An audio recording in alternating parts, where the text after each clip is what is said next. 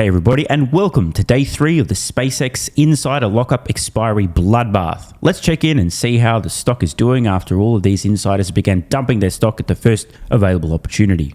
Well, that's awkward. It appears that SpaceX stock is actually up nearly 30% in the 3 days since the first insider lockup expired.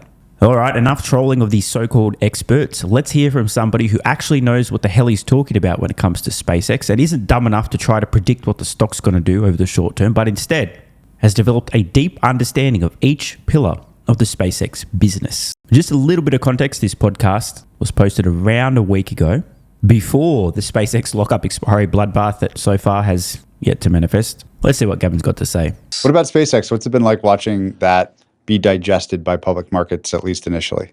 Do you think the market understands it as a company, the most important new company to be public? It doesn't really feel like it does, because it's kind of like like everything to me is, the fundamentals have gotten better since an IPO, like Grok 4.5, the Cursor acquisition. So on point number 1, the AI models themselves, absolutely on point. Grok 4.5 build went live after IPO. And we heard on the Q2 earnings call about a week ago that this resulted in an immediate tripling of token usage because it's that damn good. Pareto dominant, meaning the most intelligence for the least cost. Now, Grok 4.5 is not frontier intelligence. It's not the absolute biggest possible brain your money can get you, but it is a phenomenal grunt worker. And this is where the huge opportunity in AI is. Most usage, most tokens will be AI grunts, near Einstein level intelligence, but for a fraction of the cost. The Cursor acquisition has yet to close. Obviously, inevitably it will, but it hasn't even happened yet. But Cursor themselves continue to slay.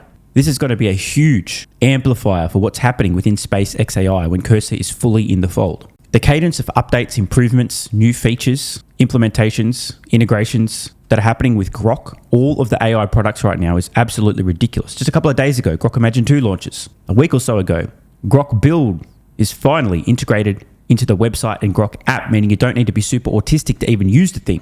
Major progress with the Grok voice agents. I could keep going on. This is accelerating. And just about everyone seems to be completely sleeping on the AI models. Now, as I've said in the past, for me, I have no high-level confidence prediction of what ultimately happens with Grok versus the rest of the industry and other models out there. I would never bet against the team at SpaceX AI.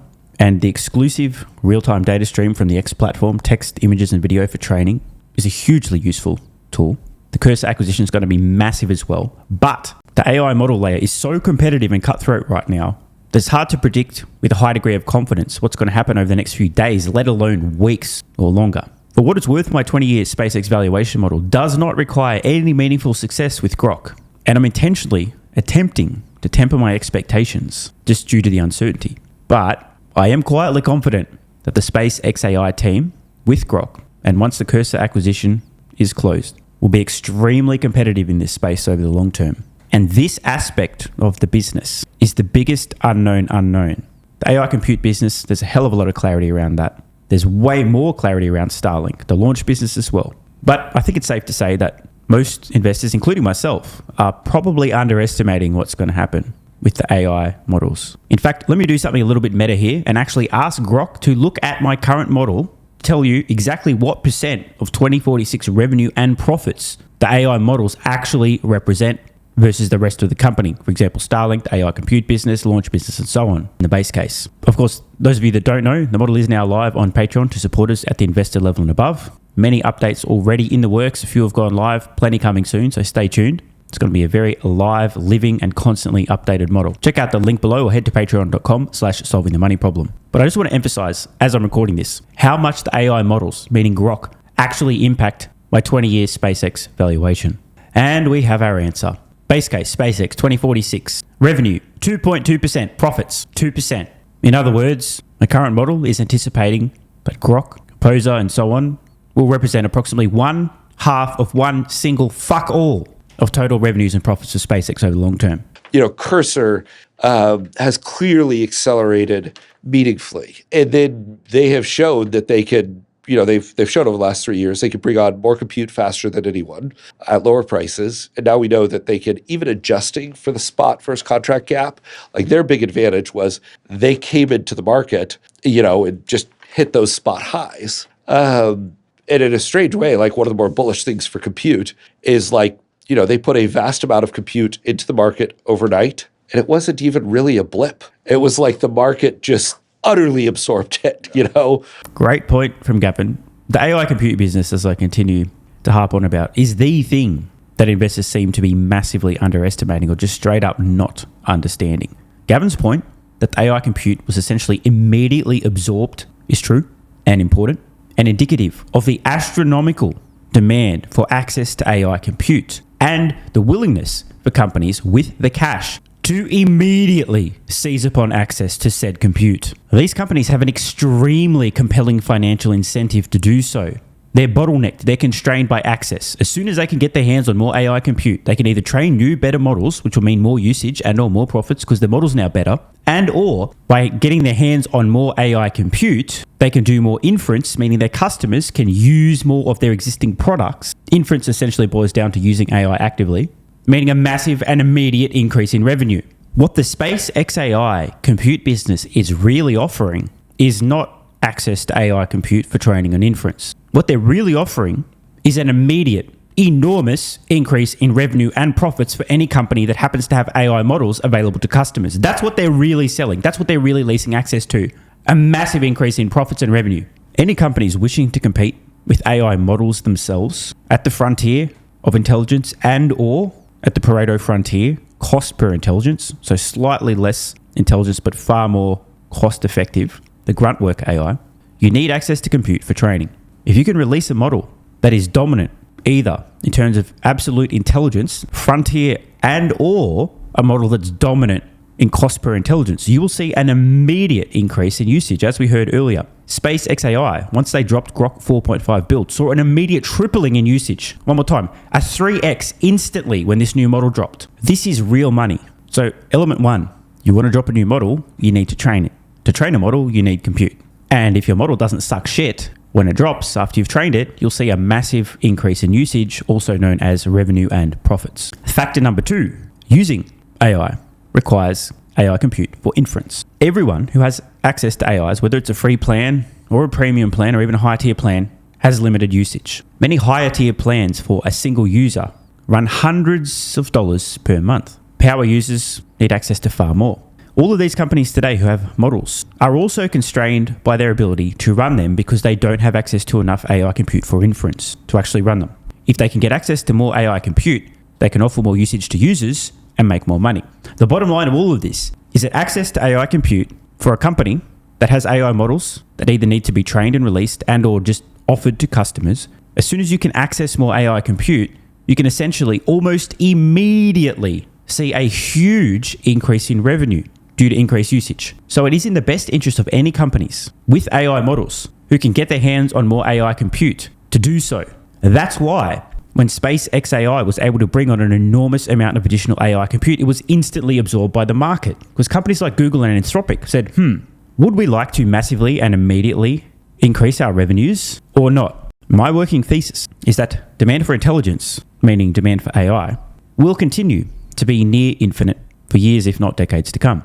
That means that demand for AI compute will be near infinite for decades to come. It appears SpaceX AI is also of the same belief. And SpaceX has demonstrated an ability to much more rapidly and more affordably bring online AI compute. Very few people seem to either understand and or believe this. But the bottom line, if demand for intelligence, meaning AI, is near infinite for decades to come, it follows that demand for AI compute will be near infinite for decades to come, meaning a company that had an ability to more rapidly and affordably scale AI compute and then monetize that by leasing it to companies would have customers lined up around the block, possibly on their hands and knees, desperate to do anything, to pay just about anything within reason to access more of that much needed compute and willing to pay a big premium. Like just the freight trade didn't slow down at all. But a Substack writer will fund a AI. They think that SpaceX is going to try and bring on 8 gigawatts of compute. I will never bet against Elon, but I mean, that would be a truly incredible feat. And rates have gone up since they signed those last contracts, not down. and they're monetizing at something like 50 billion a gig. So based on this, sounds like the podcast was recorded just before or a fair while before the SpaceX Q2 earnings. This is all correct so far. They suggested sort of over the longer term, or at least the medium term, they're thinking around $30 to $50 per watt, which translates the high end there, 50 billion a gig. And we do know they are aiming to get on around 8 gigawatts of compute in the medium to short term. And consensus estimates for next year are 73 billion. So forget Starlink V3, forget Starlink direct to cell. Grok 4.5 and Cursor, the sum of that probably hits a $10 billion ARR pretty quickly. Forget all of that. Forget like the core base Starlink business. If they bring on anywhere near that, the consensus estimate is 73 billion, and that's 8 gigs at 50 billion a gig. And obviously that would not all be lit up at the beginning of 27. And it seems very implausible to me. Like I almost don't believe the funder report. But to this day, the only companies that have brought on more than 500 megawatts of power in a year are the hyperscalers, CoreWeave, Crusoe, and SpaceX. And SpaceX has kind of brought on the most, the fastest, at the lowest cost. And then people do actually really like their clusters. But again, it's kind of like the market is going to need to see that. That would not be the market's interpretation of SpaceX today. No. And it does feel like, there's a big New York hedge fund short case on it.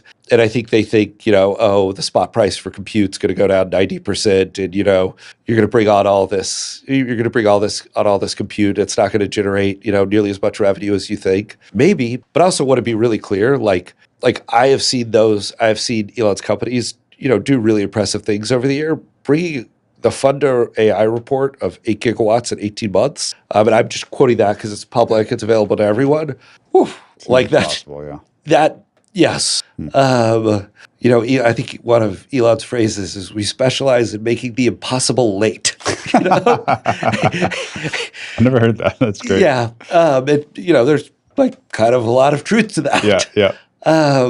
But I just think very little is built in, from my perspective, to that stock for the amount of compute that they might be able to bring on. And again, I don't think it's anywhere near 8. And it's going to be really hard, and energizing these GPUs is really hard, but they've been good at it. And it doesn't feel like that's in estimates or really in people's thinking. I'm thinking about that funny meme. Gavin's absolutely right. If it were in people's estimates and thinking, in my unhumble opinion, SpaceX would not currently be a sub $2 trillion company. The potential of the AI compute business is so gigantic, so obscene, actually, that I just don't think anyone is willing to take it at face value or even semi-seriously. If you do the numbers, let's say they just bring on a couple of gigawatts of compute in the next 12, 18 months, which is on the very low end of what they're aiming for. We could be talking about 100, 150, 200 plus billion dollar ARR just on that new compute. Never mind Starlink, never mind the AI products, never mind launch. In 2025, SpaceX did sub $20 billion of revenue as a company. For context, Tesla today as a company does a little over, or just round it down to $100 billion of revenue, period.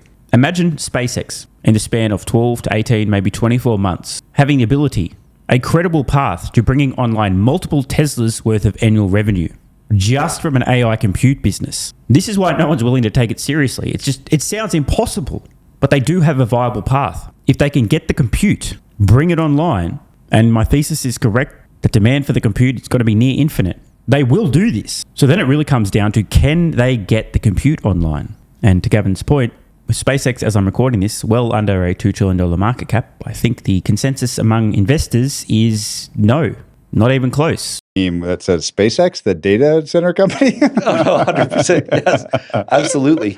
And then I would also just say, I did spend a lot of time at Starbase, and orbital compute feels more real every day. Pretty cool to see that Starship landing the other day. Pretty cool to see the Starship landing, and then it's, it is funny. There's our friends at Benchmark, they funded StarCloud, and I don't know, last time StarCloud is an orbital compute company that like SpaceX is kind of partnering with.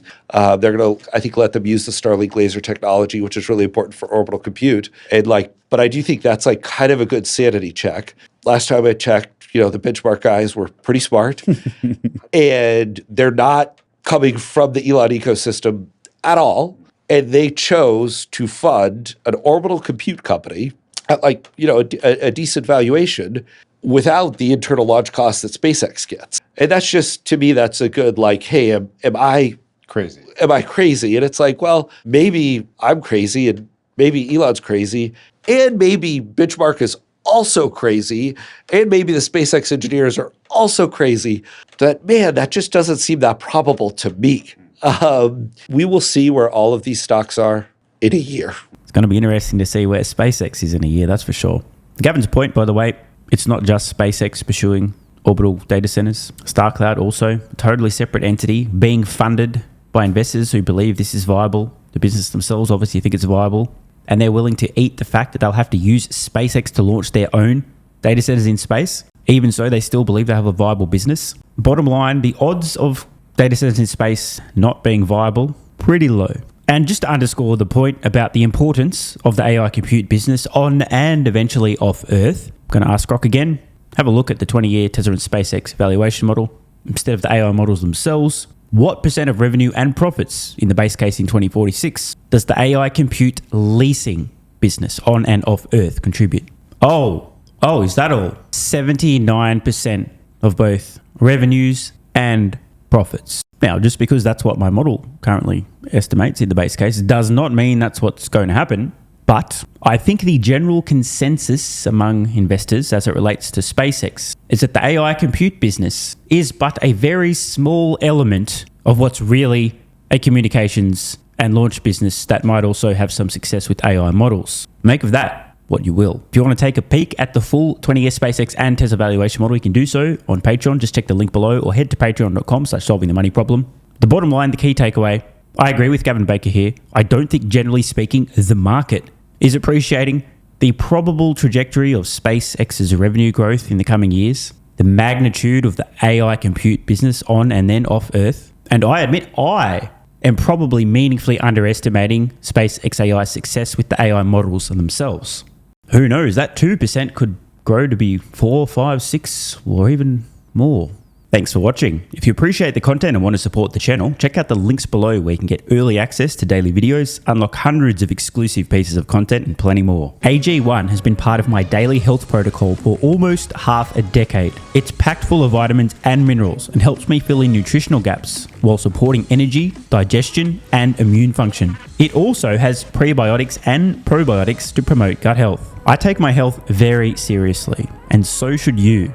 Try AG1 today by visiting drinkag1.com/SMR or click the link in the pinned comment and enjoy a free welcome kit with vitamin D3 plus K2 and AG1 travel packs. That's drinkag1.com/SMR.